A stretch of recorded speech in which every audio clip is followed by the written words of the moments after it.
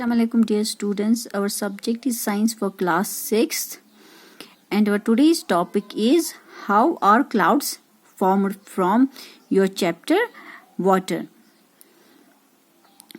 So dear students, how are clouds formed पढ़ने के लिए हम पहले एक आपकी बुक से एक एक्टिविटी आपकी बुक पे एक एक्टिविटी दिखाई हुई है जिसकी वजह से आपको थोड़ा बहुत अंडरस्टैंड होगा कि कैसे क्लाउड्स बनते हैं. पेज नंबर 141 आप अपनी बुक पे भी देख सकते हैं. इसके लिए हम एक एक्टिविटी करते यहाँ पे एक दिखाई हुई है. Take a glass half filled with water. आपको एक शीशे का ग्लास लेना है जिसमें हाफ ग्लास वाटर रखना है. Wipe the glass from the outside with a clean piece of cloth. लेकिन जब आप शीशे का एक ग्लास लोगे, जब इसमें पानी डाल के आपको क्या करना है, वाइप करना है, इसे साफ करना है. एक क्लीन पीस ऑफ क्लॉथ से आपको साफ करना है आउटसाइड ग्लास के बाहर से. Add some ice into the water. फिर क्या करना है, कुछ आइस डालना है, बर्फ डालना है. किस में? पानी में. Wait for 1 or 2 minutes. फिर 1 या 2 मिनट्स आपको इंतजार करना है. Observe the changes. आप देखोगे कि क्या चेंजेस, क्या बदलाव वहां पे आ जाता है. On the outer surface of the glass. आपकी बुक पे एक ग्लास दिखाया हुआ है, आपको नजर आ रहे हैं छोटे छोटे ड्रॉपलेट्स ऑफ वाटर यहाँ पे नजर आ रहे हैं. ये एक्टिविटी आप अपने घर में भी कर सकते हैं बड़ी आराम से. तो आप तब खुद भी देख सकते हैं कि क्या चेंजेस आती हैं outer surface of the glass पे. छोटे छोटे वाटर ड्रॉपलेट्स थोड़े से नजर आएंगे.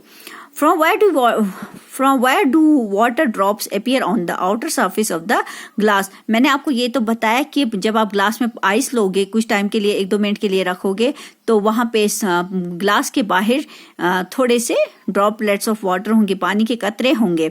लेकिन वो किस वजह से आए होंगे ग्लास के बाहर?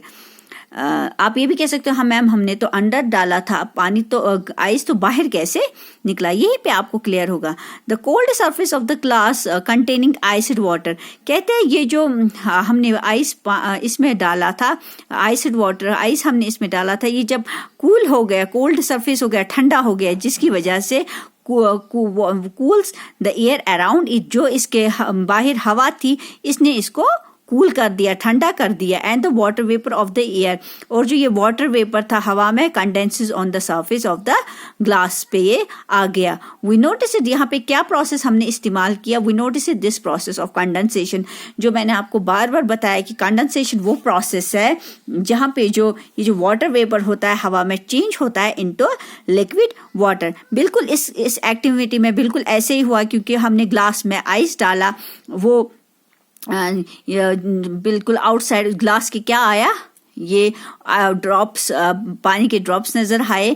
The cold surface of the glass, ये जो ठंडा ग्लास था कंटेनिंग जिसमें ये आइस्ड वाटर था, कूल हो गया, क्योंकि इसमें जो एयर था प्रेजेंट वो कंडेंस हो गया इनटू वाटर वेपर जो था एयर में, वो चेंज हो गया इनटू लिक्विड वाटर में. इसलिए ग्लास के बाहर आपको वाटर ड्रॉपलेट्स थोड़े से नजर आए.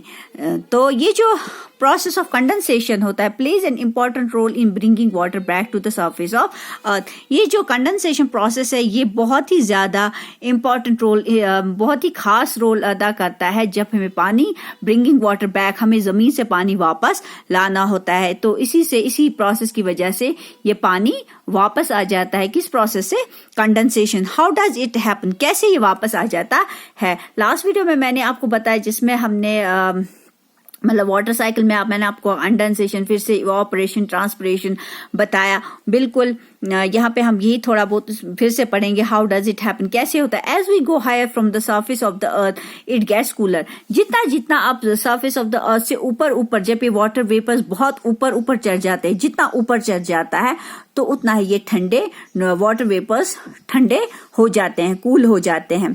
When the air moves up, जब हवा ऊपर जाती है, it gets cooler and cooler. मैंने पहले भी कहा कि जब जितना ऊपर हम जाते हैं, हवा ऊपर होती है, उतना वहां पे ठंडे ज्यादा हो जाते हैं. एट सफिशिएंट हाइट्स, ज्यादा ऊंचा हो जाता है, the air become so cool, तो हवा बहुत ज्यादा ठंडी हो जाती है. That the water vapour present in it. इसमें जो ये वाटर वेपर प्रेजेंट होते हैं, कंडेंस होते हैं to form tiny drops of water. उसमें क्या होता है, कंडेंस होते हैं, फिर बन जाते हैं छोटे छोटे कतरे पानी के बन जाते हैं, जिन्हें हम ड्रॉपलेट्स कहते हैं. It is these tiny droplets that remain floating in air. यही जो टाइनी ड्रॉपलेट्स ऑफ वाटर होते हैं या रिमेनिंग तैरते रहते हैं हवा में, जो हमें फिर अपीयर कैसे होता है टू अस एज क्लाउड्स, जो हम बादल में फिर आसमान में बादल हमें नजर आते हैं, यही tiny droplets of water float कर रहे होते हैं हवा में। तो it so happens that many droplets of water come together. क्या होता है ये इट सो हैपन्स कैसे होता, it so happens that many droplets of water, जब ये बहुत सारे ड्रॉपलेट्स ऑफ वाटर मिल जाते हैं तो फिर एक large sized drops of water बनाते हैं। छोटे छोटे कतरे जब एक साथ मिल जाते हैं तो एक बड़ा साइज्ड ड्रॉप्स ऑफ वाटर बन जाता है। Some drops of water become so heavy, कुछ पानी के कतरे इतने हैवी होते हैं, भारी होते हैं जब वो गिरते हैं। दीज फॉलिंग वाटर ड्रॉप्स, जो ये पानी के कतरे गिरते हैं, जिसे हम कहते हैं as we call it rain, जिसे हम बारिश कहते हैं इन स्पेशल कंडीशंस में। लेकिन इन कुछ खास कंडीशंस में इट में ऑल्सो फॉल एज या हेल और स्नो। ऐसे तो ये वाटर ड्रॉप ज्यादातर बारिश में तब्दील गिरते हैं, लेकिन कुछ खास कंडीशंस में क्या होता है, ये जो फॉलिंग वाटर ड्रॉप्स होते हैं ये एज हेल पड़ते हैं, जिन्हें हम ओले कहते हैं, और स्नो या तो बर्फ गिरती है। This water in the form of vapor gets into air. कहते हैं ये जो वाटर होता है in the form of air goes into air, ये हवा में जाते हैं ये वेपर्स। बाय किस प्रोसेस से, जो लास्ट में भी आपने पढ़ा था लास्ट में, बाय इवोपरेशन एंड ट्रांसपिरेशन।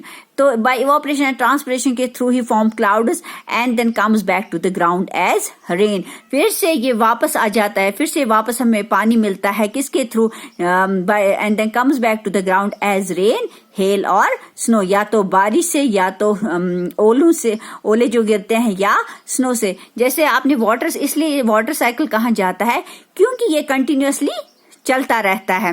यही वाटर जब वापस आता है फिर से समंदरों में, दरियाओं में, ये हीट अप होता है, जिसकी वजह से फिर ये वाटर ऑन हीटिंग क्या होती है, वाटर चेंज होती है इनटू वेपर्स में। फिर से वहां पे वो कंडेंसेशन प्रोसेस होती है, इवोपरेशन हो जाता है, तो उसमें क्या हो जाता है, इवोपरेशन होता है, उसके बाद कंडेंसेशन हो जाता है। कंडेंसेशन के बाद क्या, यही जो क्लाउड्स होते हैं उसमें million tiny droplets of water होते हैं, तो वो क्या बन जाते हैं, कैसे जमीन पे फिर गिरते हैं as rain and as rain के थ्रू, या हेल या स्नो के थ्रू। तो अल्लाह हाफिज।